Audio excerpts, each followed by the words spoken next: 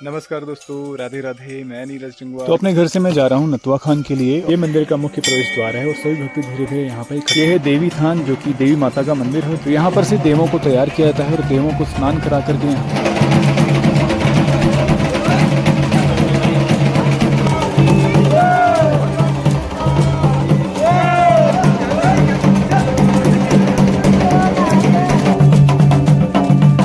तो इसी तरह के टेढ़े मेढ़े रास्तों से होकर के यात्रा पहुंचती है रोड में।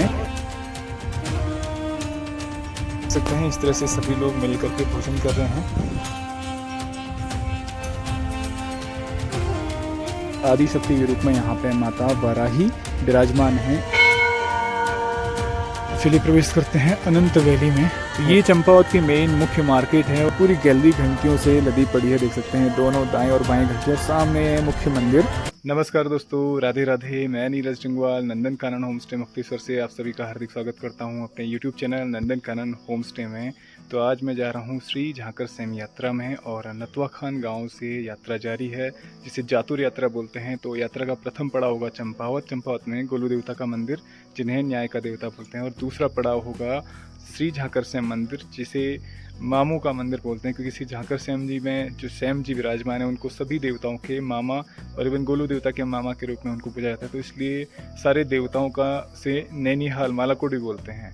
और उसके पश्चात तृतीय दिवस में हमारी यात्रा पहुंचेगी अल्मोड़ा, और अल्मोड़ा से फिर अल्मोड़ा के चेताई गोलू मंदिर और साथ ही साथ में नैना देवी नंदा देवी मंदिर में। और उसके पश्चात वापसी होगी यात्रा की नतवा खान के लिए। तो चलिए शुरू करते हैं अपना सफ़र। और बहुत ही बेहतरीन सफ़र होगा, क्योंकि पारंपरिक और कुमाऊनी जो संस्कृति है उसके अनुसार पारंपरिक परिधान में लोग चलते हैं और पारंपरिक तरीके से यात्रा को, क्योंकि बहुत प्राचीन समय से यात्रा चली आ रही है। और ये सावन महीने में इस यात्रा का हर साल आगमन होता है और हर व्यक्ति इस यात्रा में शामिल होना चाहता है। तो चलिए आपको ले चलते सुहाने सफ़र में, बने रहिए हमारे साथ में। चलिए शुरू करते हैं आज का ब्लॉग।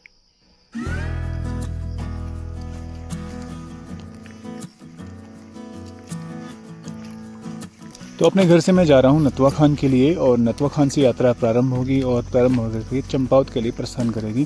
तो यहाँ से नतवा खान करीब 10 किलोमीटर की दूरी पर है। तो यहाँ से मैं चल रहा हूँ अपने घर से सीधे नतवा खान के लिए।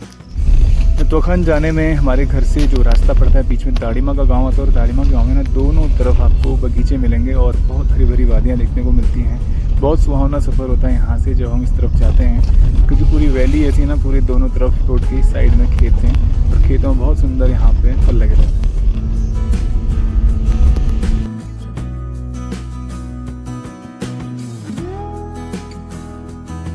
फाइनली मैं पहुँच चुका हूँ नतवा खान के मंदिर में। ये नतवा खान की जगह है जिसे सामुदायिक मंदिर होता है गाँव में, और यहीं पर से जातुर प्रस्थान करेगी। तो चलिए मंदिर के अंदर चलते हैं और आपको भी दर्शन कराते हैं। तो चलिए मंदिर के अंदर प्रवेश करते हैं और आपको भी ले चलते हैं, साथ ही साथ आपको दर्शन कराएंगे जगह में जितने भी मंदिर बने हुए हैं इन सभी के। ये मंदिर का मुख्य प्रवेश द्वार है और यहीं पर सब देख रहे हैं कि लोग धीरे धीरे इकट्ठा हो रहे हैं, मंदिर में आ रहे हैं। और यहाँ पर से यात्रा प्रारंभ होगी और सारे देवों को तैयार किया जाएगा और फिर यात्रा प्रस्थान करेगी चंपावत के लिए। तो फाइनली मैं पहुँच चुका हूँ नतवा खान के मंदिर में और यहाँ पर सभी लोग इकट्ठे हो रहे हैं। यह है भगवान शंकर जी का मंदिर। यहाँ पे सभी लोग दर्शन करते हुए यहाँ से आगे बढ़ रहे हैं। भगवान शंकर जी यहाँ विराजमान हैं और यात्रा यहाँ से प्रारंभ होने वाली है। ये देख सकते हैं भगवान शंकर जी विराजमान इधर, और यहीं पे पास में अन्य मंदिर भी हैं। ये है राधा कृष्ण मंदिर। यहाँ पे राधा कृष्ण श्याम सुंदर जी विराजमान हैं। ये देख सकते हैं सभी लोग इधर से दर्शन करते हुए आगे बढ़ रहे हैं। यह है देवी थान, जो कि देवी माता का मंदिर है। जितने भी हमारे गांव में जगह होती हैं वहाँ पे देवी का थान जरूर होता है। तो ये देख सकते हैं जगह का पूरा कैंपस, और यहाँ पे इतने सारे भक्तगण इकट्ठे हुए हैं यात्रा में शामिल होने के लिए और यात्रा में चलने के लिए। तो यहाँ पर से देवों को तैयार किया जाता है और देवों को स्नान करा करके यहाँ से रवाना करते हैं। और जितने भी देव होते हैं वो यहाँ पे अपना रूप दिखा करके प्रकट होते हैं। और दास, और ये दास देख सकते हैं ढोल बजाते हुए इनको प्रकट करते हैं मंत्रों के माध्यम से। और यहाँ पर देख सकते हैं ये देवों को इस तरह से स्नान कराया जा रहा है।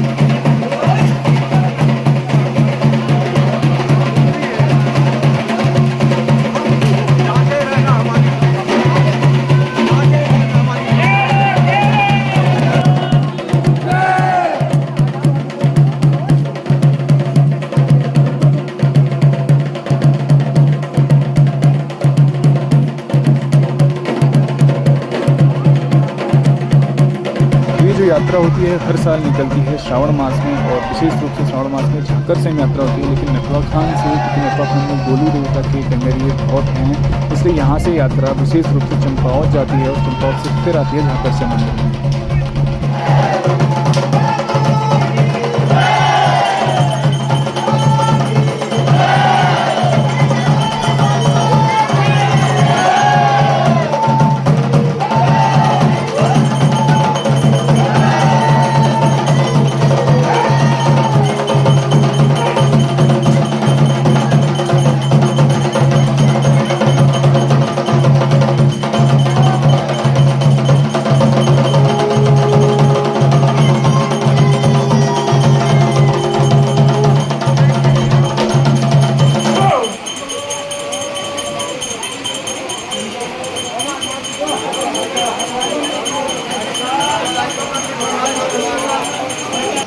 जब देव प्रकट हो जाते हैं तो उसके बाद एक दूसरे का अभिवादन करते हैं, एक दूसरे को नमन करते हैं, और इसके पश्चात फिर यहाँ से वो परिक्रमा करते हुए आगे बढ़ते हैं।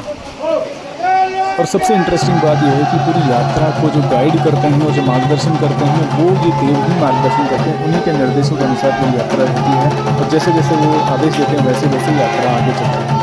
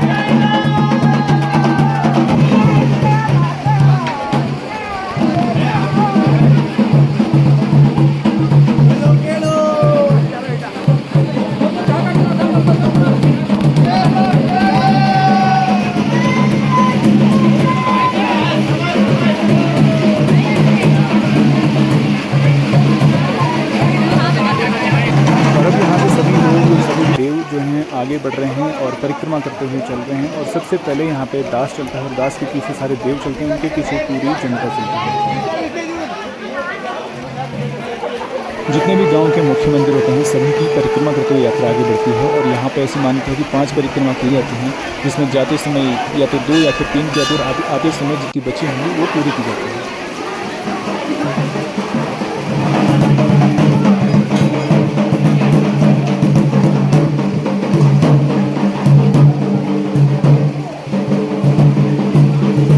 अक्सर ऐसा होता है जब भी ऐसी यात्रा निकलती है, उस यात्रा में बारिश का होना बहुत ही शुभ माना जाता है।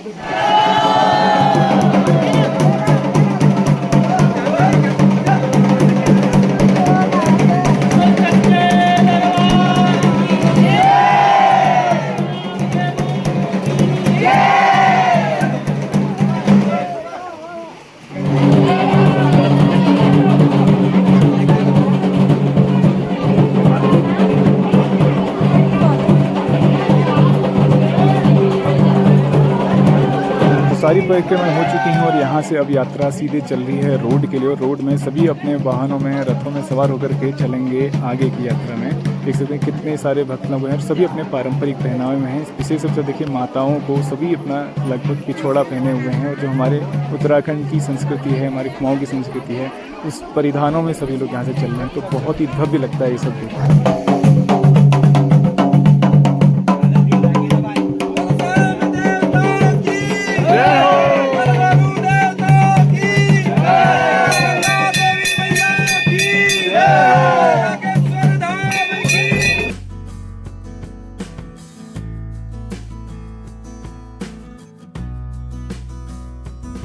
तो इसी तरह के टेढ़े मेढ़े रास्तों से होकर के यात्रा पहुंचती है रोड में। और हम लोग अभी जस्ट खड़े हैं रोड में, यहीं पे सारी गाड़ियां खड़ी हैं। और देख सकते हैं बारिश से सभी भक्तों को यहां से विदा किया जा रहा है। और बारिश का होना बहुत ही शुभ माना जाता है ऐसे शुभ अवसरों में। और यात्रा की अगर शुरुआत बारिश से हो तो बहुत ही भव्य, क्योंकि इसे कहते हैं कि भगवान शंकर ना अपने भक्तों का जलाभिषेक करते हैं। जातुर यहाँ से प्रस्थान करने वाली है और झमाझम बारिश हो रही है। और जैसे ही में ये आकर बारिश होती है और ऐसे में जातुर जाती है तो इसको बहुत ही शुभ माना जाता है। पीछे सारे देवता हैं जो अपनी अपनी गाड़ियों में विराजमान हो रहे हैं, वाहन में विराजमान हो रहे हैं। यहाँ से जातुर प्रस्थान करेगी चंपावत के लिए। तो आप बने रहिए हमारे साथ में, बहुत ही बेहतरीन सफ़र होगा। तो फाइनली हमारी यात्रा प्रस्थान कर चुकी है यहाँ से। और यहाँ से चंपावत की दूरी करीब 120 किलोमीटर की है, जहाँ से अब हम लोग स्टार्ट किए नथवा खान से। और 120 किलोमीटर पहुंचने में हमें काफ़ी समय लग जाएगा क्योंकि रास्ता उतना अच्छा नहीं है, रोड छोटी छोटी रोड्स हैं और दूसरा बारिश हो रही है, तो बारिश में थोड़ा सा मुश्किल होता है पहाड़ों का सफ़र। तो फिर भी हम लोग चल रहे हैं यहाँ से और देखते हैं कितने बजे तक पहुँचते हैं। पूरी कोशिश करेंगे कि जल्दी पहुँच जाएँ।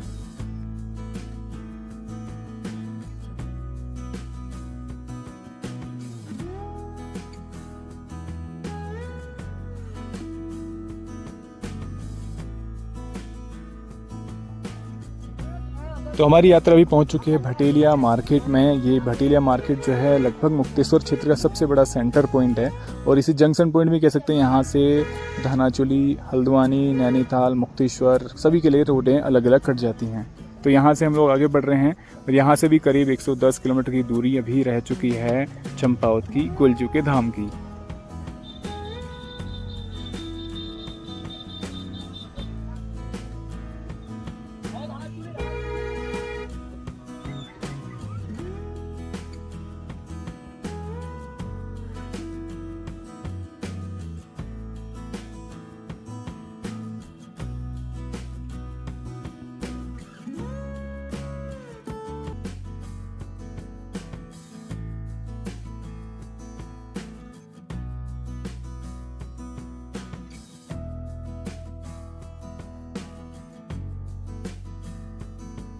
अभी हम लोग पहुंचे हैं शहर फाटक में और शहर फाटक से कितना बेहतरीन नज़ारा सामने का आ रहा है। देख सकते हैं कितनी सुंदर वादियां दिख रही हैं, हल्की हल्की धूप भी यहाँ पे आ रही है। तो मौसम ना थोड़ा थोड़ा एरिया में पहाड़ों में बदल जाता है। सामने का नज़ारा देख के ना दिल मंत्रमुग्ध हो गया। देख सकते हैं कितना सुंदर नज़ारा है।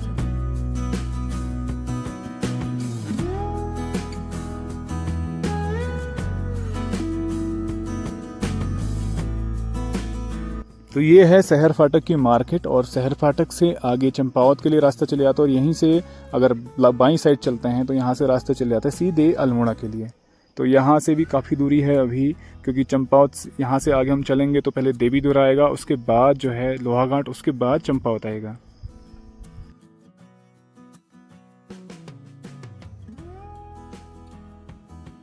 तो अभी हम लोग पहुंचे हैं मोरनाला में और यहाँ पे विश्राम ले रहे हैं और सभी लोग मिल करके यहाँ पे भोजन कर रहे हैं क्योंकि अभी लगभग 2 बज चुके हैं और ये यात्रा में अभी आगे काफ़ी लंबा में चलना है। तो सभी लोग भोजन करें क्योंकि सभी का सुबह से फास्ट था। तो चलिए आपको दिखाता हूँ किस तरह से भोजन कर रहे हैं। ये देख सकते हैं इस तरह से सभी लोग मिल करके भोजन कर रहे हैं। तो जब भी ऐसे यात्रा में जाते हैं तो घर से भोजन बना करके सभी लोग चलते हैं और सात्विक भोजन रहता है।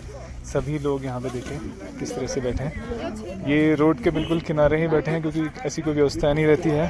तो सब लोग आराम से अपनी पहाड़ी स्टाइल में भोजन कर रहे हैं यहाँ पे।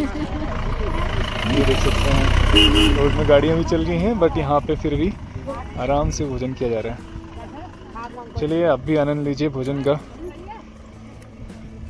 तो मौसम ना बार बार करवटें बदल रहा है, कहीं धूप कहीं छाँव वाला मौसम हो रहा है। अभी देख सकते हैं पूरा बादलों से ढका हुआ है और ऐसा नज़ारा बिल्कुल जैसा लग रहा है जनवरी का टाइम लग रहा हो और पूरा कोहरा छाया हुआ हो। तो बरसात का मौसम है, ऐसा नज़ारा पहाड़ों में आमतौर पर दिखता है मानसून के टाइम में, बरसात के टाइम में। तो चलिए आगे बढ़ते हैं, आगे देखते हैं कैसा कैसा मौसम देखने को मिलता है।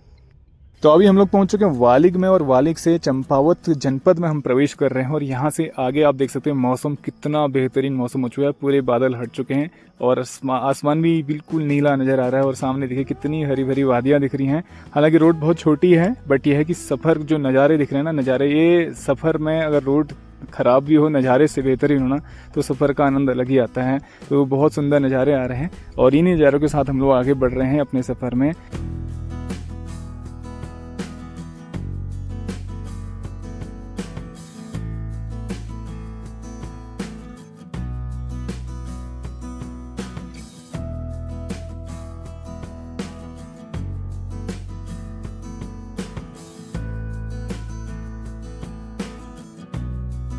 तो अभी हम लोग पहुँचे हैं देवीधुरा माँ बाराही के धाम में और यहाँ पर कुछ देर विश्राम करके दर्शन करके यहाँ से आगे बढ़ेंगे चंपावत के लिए। तो अभी हमारी यात्रा पहुँची है माँ बाराही के धाम में। पीछे है माँ बाराही का धाम जिसे देवीधुरा के नाम से जानते हैं और यहाँ पर विश्व प्रसिद्ध बग्वाल मेला खेला जाता है। तो चलिए आपको यहाँ पर भी दर्शन कराते हैं। तो यहाँ से सभी लोग दर्शन करने के लिए बढ़ रहे हैं आगे मंदिर में। ये है शिला जिससे सारे लोग जिस समय यहाँ पे मेला लगता है उस समय आकर के इसमें अपने शक्ति प्रदर्शन करते हैं। तो ये मंदिर का मुख्य प्रवेश द्वार है। एक बायां द्वार जाता है सीधे मंदिर में और दायां द्वार जाता है सीधे गबोरी की तरफ। यहाँ देखिए मंदिर को कितने सुंदर ऐपड़ों से सजाया जा रहा है, और क्योंकि कुछ ही दिनों में यहाँ पे विश्व प्रसिद्ध बग्वाल मेला, और जिसे वाराही मेले के रूप में जानते हैं, वो होना है। और रक्षाबंधन के दिन में ये विशेष रूप से मेला खेला जाता है, तो उसके लिए सारी तैयारियां चल रही हैं। और ये सामने देख सकते हैं भगवान वराह की आदि शक्ति के रूप में यहाँ पे माता वाराही विराजमान हैं। वराह के रूप में भगवान ने पृथ्वी का उद्धार किया था, और उन्हीं की आदि शक्ति के रूप में यहाँ पे माता वाराही विराजमान हैं इस मंदिर में। ये देख सकते हैं कितने भव्य दर्शन हैं।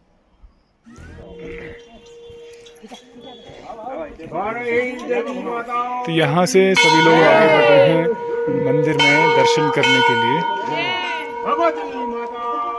जय।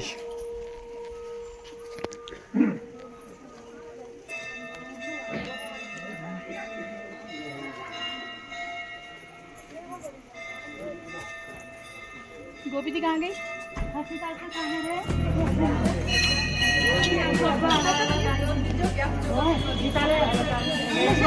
तो अभी हम लोग मौजूद हैं माँ वाराही मंदिर देवीगुरा में, और ये है माता का वाराही मंदिर, वाराही धाम, जहाँ पे भगवान वाराह की आदि शक्ति के रूप में माता वाराही यहाँ पे विराजमान है।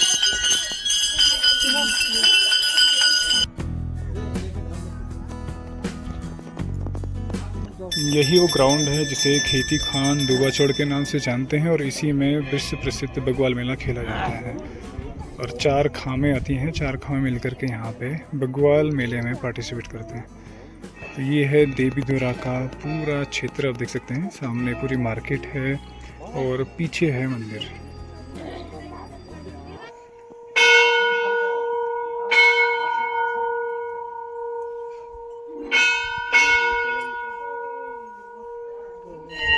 तो अभी हम मौजूद हैं माँ वाराही के मंदिर में, और हम जा रहे हैं यहाँ से गबोरी की तरफ। गबोरी जो यहाँ पे गुफा बनी हुई है और नेचुरली बनी हुई है। तो अभी मेरी बात हो रही थी एक पंडित जी से, उन्होंने बताया जब सृष्टि का निर्माण हुआ है तो भगवान वाराह ने इस धरती का उद्धार किया।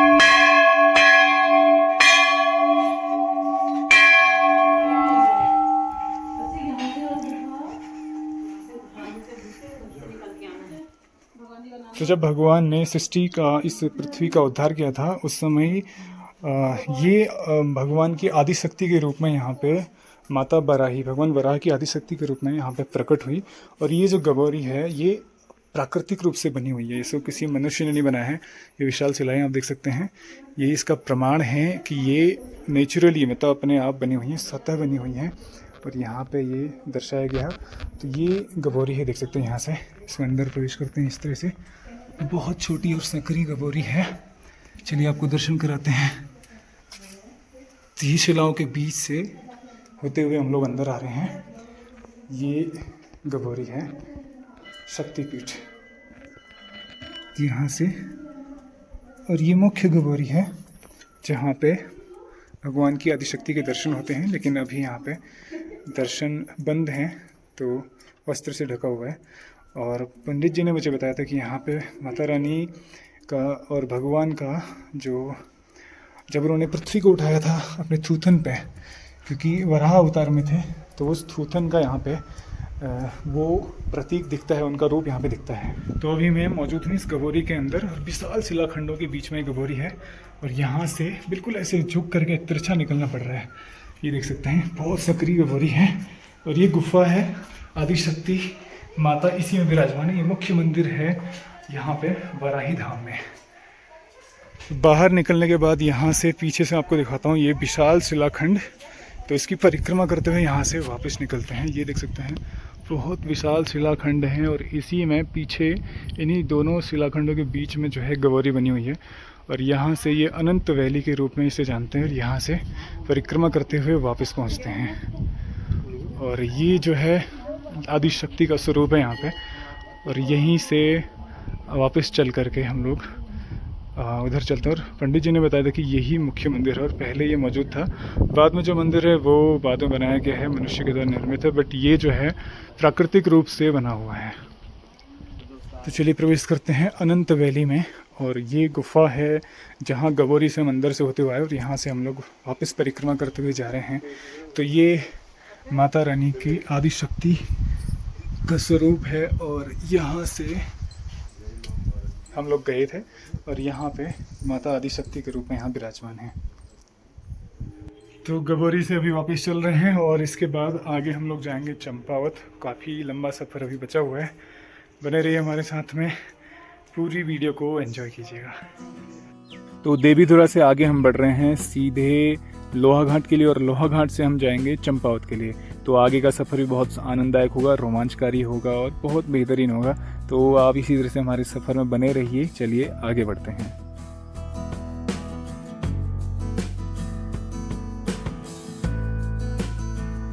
तो ये मार्केट वाला एरिया है देवीधुरा का, और देवीधुरा में जब हम नीचे की तरफ से मंदिर से होते हुए आते हैं तो एक परिक्रमा पूरी करते हुए यहाँ से आगे बढ़ते हैं। और इसी मान्यता है कि यहाँ से परिक्रमा करते हुए ही आगे बढ़ना चाहिए।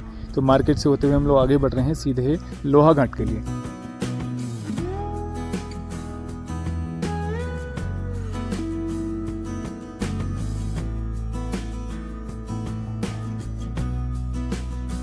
आज सुबह से ही मौसम ने कई करवटें बदली हैं। पहले सुबह बारिश हुई, उसके बाद कहीं कहीं थोड़ा हल्का बादल थे, फिर कोहरा भी था, और अब देख सकते हैं इतनी मस्त धूप आई पड़ी है। पूरा रास्ता धूप और बहुत बेहतरीन लग रहा है। बहुत सुंदर नज़ारे आ रहे हैं इस धूप में। पूरी हरियाली भरे नज़ारों के बीच से होते हुए हम लोग गुजर रहे हैं आगे अपने सफ़र में।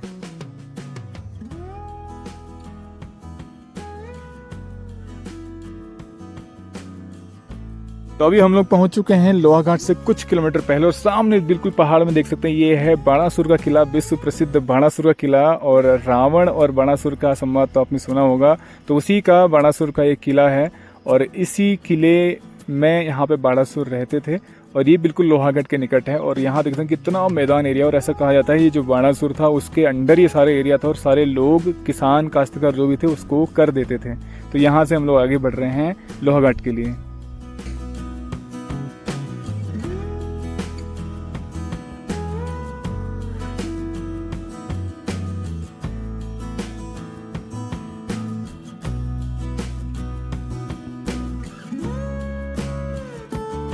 और अब हम लोग प्रवेश कर रहे हैं लोहाघाट नगर में, और ये लोहाघाट नगर है। यहाँ से चंपावत करीब 15 किलोमीटर की दूरी रह जाती है, और चंपावत हमारा फाइनल डेस्टिनेशन है आज के सफ़र का। तो चलिए आगे बढ़ते हैं। ये लोहाघाट की मार्केट से होते हुए हम लोग गुजर रहे हैं आगे, और बहुत ही शुभ हमारा सफ़र रहा है सुबह से ही, और कई तरह के मौसम में बदलाव देखे। और यहाँ से हम लोग आगे बढ़ रहे हैं अभी चंपावत के लिए।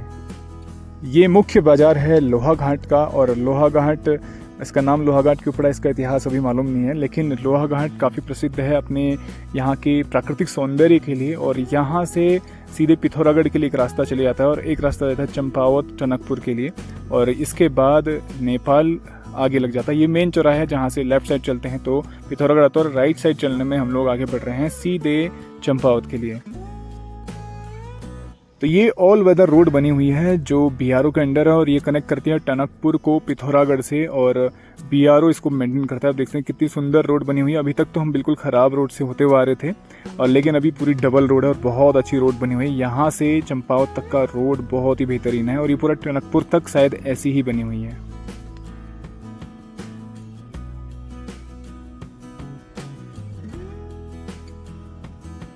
और फाइनली हम चंपावत में प्रवेश करने वाले हैं, और मौसम देख सकते हैं कितना भयंकर और भयानक मौसम हो चुका है। और बारिश से शुरुआत हुई, बारिश से ही हमारी यात्रा का यहाँ पे समापन होगा, मुझे ऐसा लग रहा है।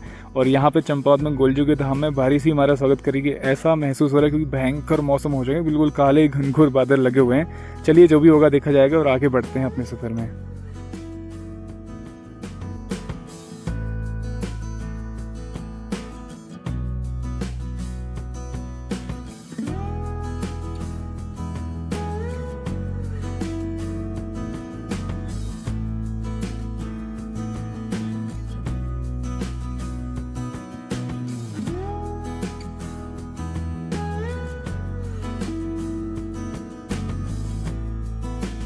तो ये चंपावत की मेन मुख्य मार्केट है, और यहाँ पे हम लोग पहुँच चुके हैं, और करीब शाम के 6:30 बज रहे हैं। और देख सकते हैं मौसम भी इतना भयंकर हो रहा है। और पूरा सफ़र सुबह से हम लोग चले थे और शाम को अभी जस्ट हम लोग पहुँच रहे हैं। और चंपावत जो है विशेष रूप से चंपा देवी मंदिर के लिए प्रसिद्ध है और गोलू देवता के मंदिर के लिए प्रसिद्ध है, और घटोत्कच का मंदिर भी यहाँ पर है। और समय मिलेगा तो सभी हम दर्शन करेंगे और आपको भी दर्शन कराएंगे। और ये देख सकते हैं कितना सुंदर नज़ारा आ रहा है चंपावत शहर का। और चंपावत से टनकपुर आगे, यहाँ से मेन अगर सिटी की बात करें तो टनकपुर पड़ता है और पीछे जो है पिथौरागढ़ पड़ता है। और साथ ही साथ में चंपावत जिला मुख्यालय भी है और चंपावत अलग से एक जिला भी है। तो ये देख सकते हैं सामने मौसम देख करके भयंकर बड़ा डर लग रहा है। और ये मुख्य मार्केट है और काफ़ी बड़ी मार्केट है चंपावत की, और इस क्षेत्र की सबसे बड़ी मार्केट है लोहाघाट चंपावत देवीदुर्गा की अगर बात करें तो।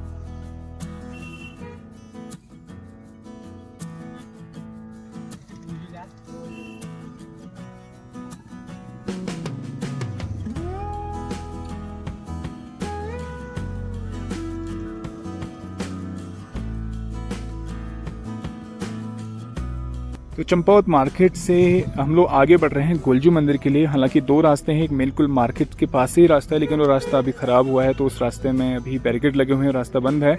तो हम लोग इसलिए आगे वाले रास्ते से घूम के जा रहे हैं जो कि थोड़ा सा लंबा पड़ता है। तो इस रास्ते से हम लोग सीधे आगे बढ़ रहे हैं गोलजू मंदिर के लिए। और सामने मौसम कितना भयंकर और डरावना लग रहा है। हालांकि गोलजू का मंदिर बिल्कुल मेन मार्केट से कुछ ही 100-150 मीटर की दूरी पर है, लेकिन हम लोग थोड़ा लंबे रास्ते से पहुँच रहे हैं, इसलिए हमें थोड़ा सा समय लग रहा है गोलजू मंदिर पहुँचने में।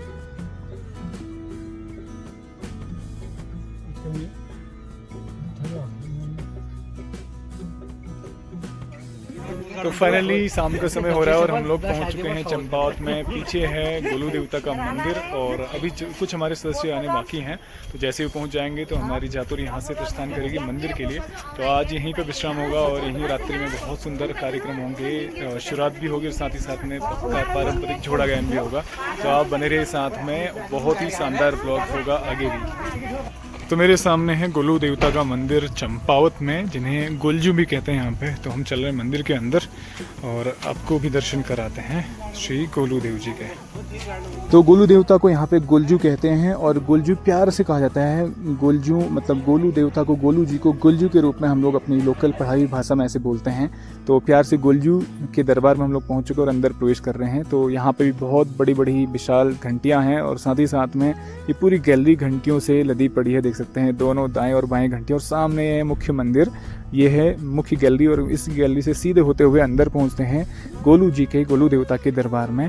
तो चलिए आपको भी एक बार हम दर्शन कराते हैं। और ये सामने देख सकते हैं गोलू देवता का दरबार और गोलू देवता विराजमान है मुख्य मंदिर के अंदर। जय गोलू देव। जैसे हमने चितई में देखा था और घोड़ाकाल गोलू देवता के मंदिर में देखा, वैसे ही यहाँ पे भी आपको विशाल घंटियाँ और बहुत सारी लाखों की संख्या में घंटियाँ मिल जाएंगी। तो ये परंपरा हर उत्तराखंड के मंदिर में है घंटियाँ चढ़ाने की। और ये देख सकते हैं यहाँ पे ये मंदिर है और सभी भक्त अभी यहाँ पे दर्शन करने के लिए पहुँचे हैं। सभी एक एक करके दर्शन कर रहे हैं गोलू देवता के।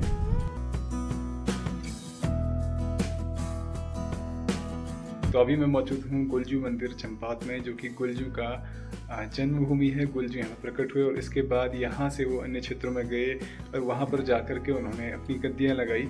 और इसलिए आज उनकी मुख्य रूप से 3 गद्दियाँ हैं, चंपावत में, चितई में और गोलू मंदिर घोड़ाखाल में। और यहाँ पे जो है ये मुख्य मंदिर है जो उनकी जन्मभूमि है। तो आज हमारी यात्रा यहीं पर विश्राम करते हैं और इससे आगे की जो यात्रा है उसको मैं आपको अगले पार्ट में दिखाऊंगा। तो आज की वीडियो को यहीं पे स्टॉप करते हैं। उम्मीद करता हूँ आपको ये ब्लॉग पसंद आया होगा। ब्लॉग पसंद आई प्लीज़ को लाइक कीजिए, शेयर कीजिए और कमेंट कीजिए। और यदि आप चैनल में नए हैं तो प्लीज़ चैनल को सब्सक्राइब कीजिए और बेल आइकन प्रेस करना मत भूलिए।